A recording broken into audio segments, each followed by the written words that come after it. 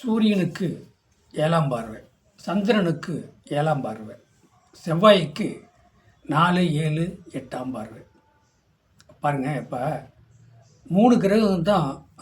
அதாவது எப்படின்னா 3 கிரகங்களுக்கு வந்து குருவுக்கு 5, 7, 9, சனிக்கு 3, 7, 10 இப்படி இந்த 3 கிரகங்களுக்கு தான் எக்ஸ்ட்ரா பார்வை இருக்குது. மற்றவங்களுக்கெல்லாம் 7ஆம் பார்வை தான். அப்போ சனி ஒரு இடத்த பார்த்தாருன்னா மந்தமாக இருக்கும். சனி ஒரு இடத்த பார்த்தாருன்னா மந்தமாக இருக்கும், சுறுசுறுப்பில் கம்மியாக இருக்கும். ஒரு காரியத்தை வந்து டக்குன்னு செய்ய முடியாது, லேட்டாக தான் ஆகும் அப்படி சொல்லலாம். சனி பகவான் பார்வையில். இதே குரு பார்வை அப்படின்னு சொன்னாலே கோடி நன்மை. குரு பார்வைக்கு வந்து பணம் கிடைக்கும், நகை நட்ட ஆடை வரணும் கிடைக்கும் குரு பார்வைக்கு. ரெண்டாவது வந்து செவ்வாய் பார்வை. செவ்வாய் வந்து ஒரு இடத்த பார்க்குறாரு அப்படின்னா அந்த இடத்துல வந்து வெட்டுக்காயம் படும். ஒரு உடம்புல வந்து இப்போ பாவகம் அப்படி சொல்லப்படுது. காலபுருஷனுக்கு எத்தனாம் பாவகம். அப்போ செவ்வாய் எத்தனாம் பாவகத்தை பார்க்குதுன்னா அந்த பாவகத்தில் மனிதனுக்கு அடிபடும். இதாங்க பார்வைகள்னு சொல்லப்படுது. பார்வைங்கிறது 9 நவக்கிரகத்துக்கு பார்வைங்கிறது. பார்வை எந்தெந்த இடத்த பார்த்தா என்னங்கிறது அடுத்து வந்து வீடியோவில் நான் தெளிவாக உங்களுக்கு விளக்க சொல்கிறேன். இப்போ சுருக்கமாக சொல்ல போகிறது அப்படின்னா, செவ்வாய் எந்த பாவத்தை, காலபுருஷனுக்கு 12ஆம் இடம் எந்த பாவத்தை பார்க்குறாரோ அந்த பாவத்தில் வந்து அந்த சாதகருக்கு அடிபடும். காலபுருஷனுக்கு 1ஆம் இடம்னா உங்கள் லக்கணத்துக்கு 1ஆம் இடம் 12 பாவம் எடுத்துங்க. காலபுருஷனுக்கு 1ஆம் இடங்கிறது மேஷம், 12 பாவத்தை எடுத்துங்க. 12 பாவத்துக்குள்ளே உடம்புல எந்த இடத்துல அடிபடும் என்னங்கிறது செவ்வாய் பார்வை. அப்போ ஒவ்வொரு இடம். அப்போ இதே பாருங்கள், இப்போ சூரியன் பார்த்தா சூரியன் ஒரு 7ஆம் பார்வை சூரியனுக்கு. அப்போ அந்த சூரியன் 7ஆம் பார்வையை பார்க்கும்போது பார்த்திங்கன்னா அதனுடைய 7ஆம் பார்வைங்கிறது வந்து இது வந்து என்ன சொல்கிறது, நெருப்பு கிரகம். அதாவது வந்து வெளிச்ச கிரகம், பவரானது நல்லா இருக்கும். சந்திரன் பார்த்தா மனோகாரகன். ஒரு புத்தி ஒரு யோசனை இருக்காதுங்க.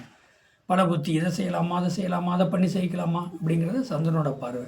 செவ்வாய் பார்வைங்கிறது, செவ்வாய்ங்கிறது 4, 7, 8ஆம் பார்வை. அந்த 4, 7, 8ஆம் பார்வை உங்கள் லக்கணத்துக்கு 12 பாவத்தில் எந்த இடத்த பார்க்குதோ அந்த இடத்துல ஒரு பிரச்சனையை சந்திக்கக்கூடிய சூழ்நிலை அந்த சாதகருக்கு வரும். ஆக்சிடென்டாக, வண்டியில் மோத, எங்கே ஒரு காயம்பட, தழும்பே இருக்கும் செவ்வாய் பார்வை.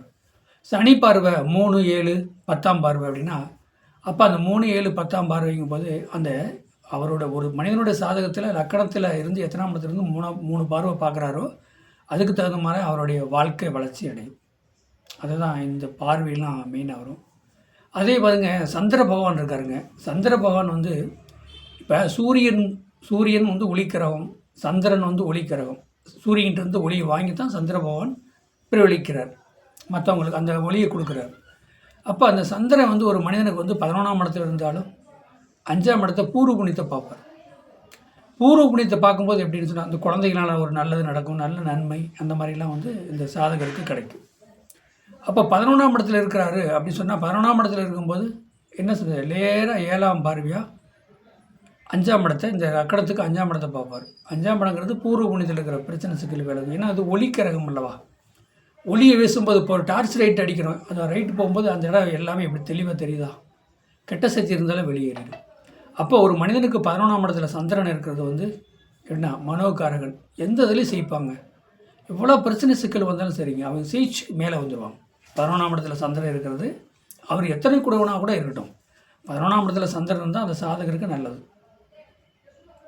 ஆனால் அது 7ஆம் பார்வை எங்கே பார்க்கும், பூர்வ புண்ணியத்தை பார்க்கும், 5ஆம் இடத்தை பார்க்கும், பசங்க பிள்ளைகளை பார்க்கும், தாத்தாவை பார்க்கும். அப்படிங்கும்போது வந்து விளைச்சி அடையக்கூடிய அந்த தாத்தா முன்னோர்கள்லாம் வந்து நல்ல நிலைமையில் இருந்தாங்க, நல்ல பேரும்புகளாக இருந்தாங்க அப்படின்னு அதை சொல்ல வைக்கும். இதுதாங்க சாதகம். சாதகங்கிறது வந்து சாதாரண பட்டம் இல்லை, இது ஒரு கடல் மாதிரி. நமக்கு என்ன இறைவன் இந்த பிரபஞ்சம் கொடுத்துருக்கோ அதை நம்ம வரக்கூடிய வாடிக்கையாட்ட தெளிவாக பேசணும். வாழ்க வளமுடன். வாழ்த்துக்கள். என்னுடைய சேனலை சப்ஸ்கிரைப் பண்ணுங்கள், பெல் பட்டன் ஆன் பண்ணுங்கள், மற்றவங்களுக்கு ஷேர் பண்ணுங்கள். என்னுடைய ஃபோன் நம்பர் 95 14 77 10 இந்த நம்பருக்கு நீங்கள் வாட்ஸ்அப்பில் சாதகம் அனுப்புங்க. வாழ்க வளமுடன்.